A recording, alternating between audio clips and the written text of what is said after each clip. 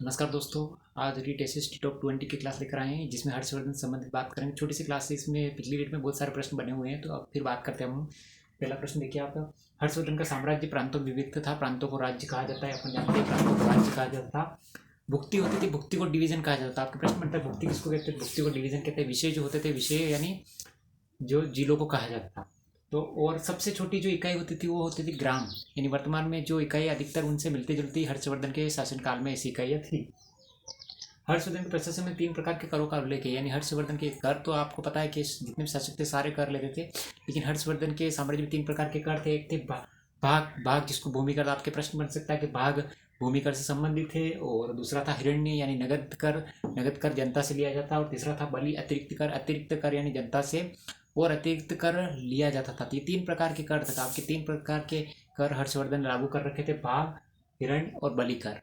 उसके बाद हर्ष ने नालंदा विश्वविद्यालय के लिए 100 से अधिक गांव दान में दिए थे। यानी हर्ष, आपको पता है कि हर्ष के बारे में पिछली क्लास में कक्षा 6 में हम पढ़ चुके हैं कि हर्षवर्धन बहुत दानी प्रवृत्ति था, तो उसने नालंदा विश्वविद्यालय के संचालन के लिए 100 से अधिक गांव दान में दिए थे। यानी जहाँ से जो अनाज का वगैरह का उत्पादन होता था उनसे विश्वविद्यालय का खर्चा चलता था, यानी यहाँ पे सारी व्यवस्था होती थी। तो 100 से अधिक गांव दान में दिए थे।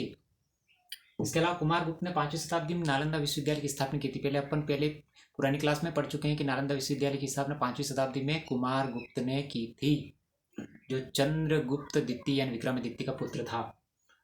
इसके बाद नालंदा विश्वविद्यालय में 3 बड़े पुस्तकालय थे। तो आपकी ये प्रश्न सेकंड ग्रेड फर्स्ट ग्रेड में पूछा गया और रीट में भी संभावना बनती है इस बार की प्रश्न बन सकता है कि नालंदा विश्वविद्यालय में 3 बड़े पुस्तकालय थे, उनके क्या क्या नाम थे। तो एक का था रत्न सागर पुस्तकालय, एक का नाम था रत्नादही पुस्तकालय और तीसरा था रत्नरंजक पुस्तकालय। तो रत्न सागर, रत्नादयी, रत्नांजक, ये 3 बड़े प्रसिद्ध पुस्तकालय थे जो नालंदा विश्वविद्यालय में थे। बर्मा का आनंद मंदिर, बर्मा जिसको वर्तमान में म्यांमार कहते हैं, का आनंद मंदिर पागन वंश के राजाओं ने निर्मित किया था। यानी पागन वंश के जो राजा होते उन्होंने बर्मा के आनंद मंदिर का निर्माण करवाया था। अंगकोरवाट के मंदिर का निर्माण, यानी अंगकोरवाट जो कंबोडिया के अंदर है, इसका निर्माण सूर्यवर्मा द्वितीय ने करवाया था। ये रीट 2017 की जो हुई थी 2018 में, उस एग्जाम में पूछा हुआ प्रश्न है ये, तो ये रिपीट भी हो सकता है। तो आप इसको ध्यान रखिएगा। अंगकोरवाट का मंदिर सूर्यवर्मा द्वितीय ने कंबोडिया में, जिसको कंबोडिया को प्राचीन काल में क्या कहा जाता था, फुनान कहा जाता था। तो आपके प्रश्न बन सकता है फुनान का वर्तमान नाम क्या है, तो कंबोडिया में करवाया था किसका, अंगकोरवाट मंदिर का निर्माण सूर्यवर्मा द्वितीय ने।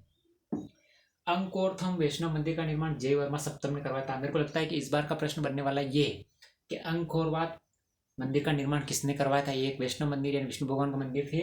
तो वैष्णव अंगकोरथम वैष्णव मंदिर का निर्माण जयवर्मा सप्तम ने करवाया था। तो इसको आप रट लीजिए, बहुत इंपॉर्टेंट प्रश्न है इस क्लास का और रीड के लिए।